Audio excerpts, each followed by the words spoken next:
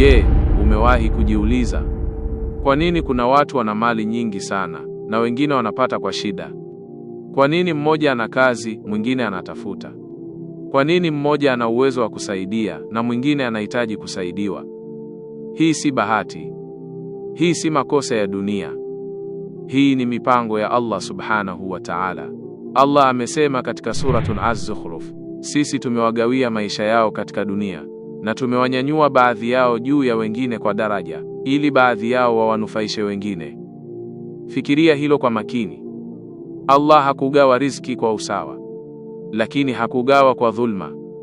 Amegawa kwa hekima, ili dunia isimame, ili watu wahitajiane, ili moyo wa kutoa uwepo, na ili thawabu zipatikane. Kuna mtu ana pesa lakini hana afya. Kuna mwingine ana afya lakini hana pesa. Na kuna mwenye nafasi lakini hana elimu. Hii yote ni mtandao wa riziki. Wewe hauko kamili, na riziki yako si yako peke yako. Allah anasema katika suratu An-Nahl, na Allah amewafadhilisha baadhi yenu juu ya wengine katika riziki. Kwa nini? Si ili ujione bora, si ili ujivune, si ili uwadharau wengine, bali ili ujiulize, ni nani ananufaika kupitia mimi? Una kazi, kuna mtu anapata chakula kupitia wewe. Una biashara, kuna familia zinaishi kupitia wewe. Una elimu, kuna watu wanapata mwanga kupitia wewe. Una nguvu, kuna watu wanapata msaada kupitia wewe. Lakini hapa ndipo watu wengi wanapokosea. Wanadhani hii ni yangu, nimechuma mwenyewe, nimepambana peke yangu. Wanasahau kuwa Allah amesema katika suratul Hadid, toeni katika yale aliyokufanyeni, nyinyi ni wasimamizi wake. Wewe si mmiliki wa mwisho, wewe ni msimamizi tu. Riziki imepita kwako, lakini haikuishii kwako, na hapa ndipo siri kubwa ipo.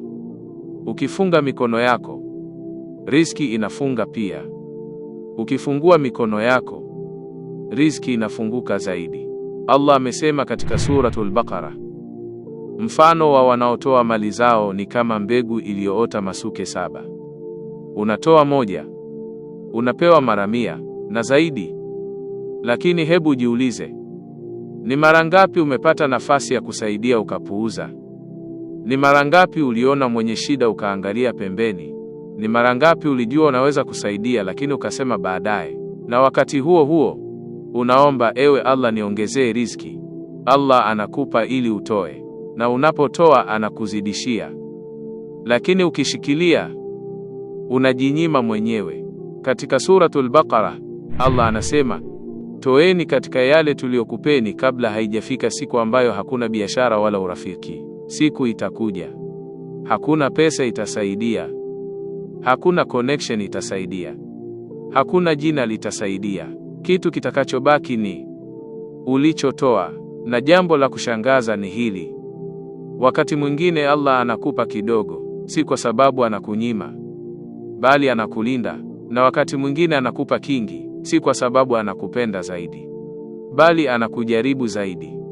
Kwa hiyo usimuone tajiri ukadhani amefaulu, na usimuone maskini ukadhani ameshindwa. Kila mmoja yuko kwenye mtihani wake. Na kumbuka hili vizuri sana: katika mali yako kuna haki ambayo si yako. Allah amesema katika suratu Adh-Dhariyat, na katika mali zao kuna haki ya muombaji na asiye na uwezo. Hii si sadaka ya khiari tu, hii ni haki yao. Wewe umewekewa tu kuipitisha. Na kuna watu wanafunga milango ya riziki zao kwa mikono yao wenyewe. Hawatoi, hawasaidii, hawashiriki. Kisha wanajiuliza, kwa nini mambo hayafunguki? Allah ameweka mfumo ulio wazi. Unatoa, unazidishiwa. Unabana, unapungukiwa. Na sikiliza hili: riziki si pesa tu. Riziki ni afya, ni amani ya moyo, ni familia yenye upendo, ni marafiki wazuri. Hata usingizi mzuri ni riziki. Kuna mtu ana pesa lakini hana utulivu.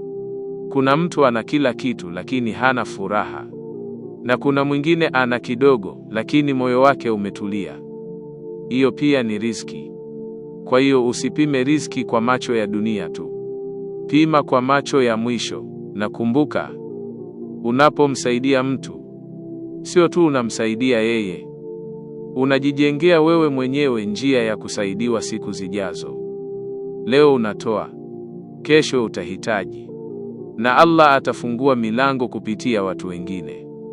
Usidharau kutoa kidogo, kwa sababu mbele ya Allah kidogo kinaweza kuwa kikubwa sana. Hata tabasamu ni sadaka. Jiulize leo, kama Allah angeondoa riziki yako, ni nani angekumbuka wema wako? Ni nani angesema, huyu alinisaidia, huyu alinifungulia mlango, huyu alinipa matumaini? Usiishi maisha ambayo hakuna anayenufaika kupitia wewe. Acha alama, acha athari, acha dua za watu zikufikie hata baada ya kuondoka duniani, kwa sababu kuna sadaka isiyoisha.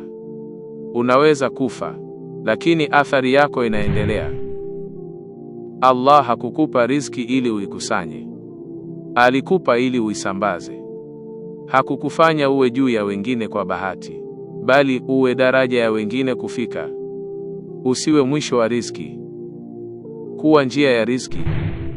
Allahumma ja'alna min almunfiqin.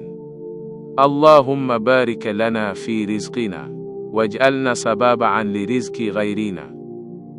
Huenda leo wewe ndio riziki ya mtu mwingine. Asante kwa kutazama Soul Reflection. Endelea nasi kwa hekima zaidi, mawaidha na malezi ya kiroho.